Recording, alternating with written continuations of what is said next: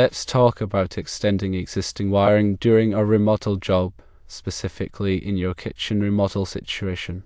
You're running into the problem of needing to extend and relocate some wiring for switching, but you can't easily install a junction box without it being visible.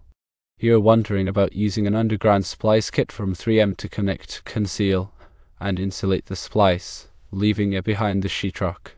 These kits typically involve heat shrink tubing filled with a sealing resin.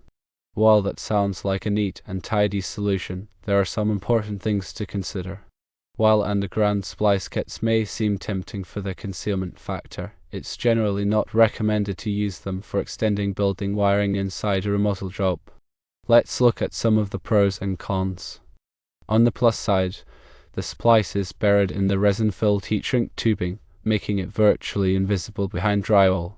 The resin seals the splice, protecting it from moisture and potential corrosion, and the kits are relatively simple to install, only requiring heating the outer tubing. However, there are significant downsides. Underground splice kits are designed for underground electrical connections, not for use inside buildings. This means they may not meet the safety standards and codes required for interior wiring. They also pose a potential fire hazard. The heat shrink tubing could melt and potentially catch fire if subjected to excessive heat or an overcurrent situation. Another major issue is inspection. It may be difficult, if not impossible, for electrical inspectors to properly verify the quality and safety of the splice if it's concealed behind drywall. This can lead to code violations and potential safety risks. Finally, using these kits for a purpose they weren't designed for could void the manufacturer's warranty on the product. Given these potential risks, it's best to explore safer and more code-compliant alternatives. One option is to install an accessible junction box. You might be able to find a concealed location within the remodel area where you can place a junction box, ensuring it remains accessible for future maintenance and inspection. Another alternative is to use surface-mounted conduit.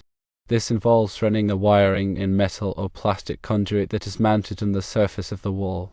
While this is more visible, it provides a safe and protected wiring pathway and creates a more industrial aesthetic.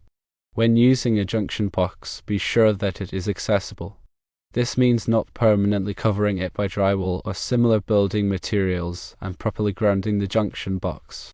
For example, when splicing conductors in the accessible junction box, follow these steps. 1. Ensure the power is off to the circuit being worked on.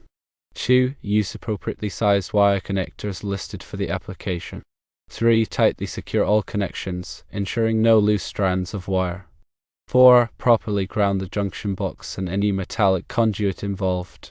5. Ensure the junction box is securely mounted and that all openings are properly closed off. If you're not completely comfortable or experienced with electrical work, it's always best to hire a licensed electrician. They can handle the wiring extension professionally, ensuring it is done safely and in compliance with all applicable electrical codes. The potential fire hazard, warranty issues, and inspection difficulties outweigh the benefits of concealed splicing. Instead, opt for accessible junction boxes or alternative solutions that prioritize safety and code compliance. Your safety and the safety of the homeowner are the most important things to consider during your remodel.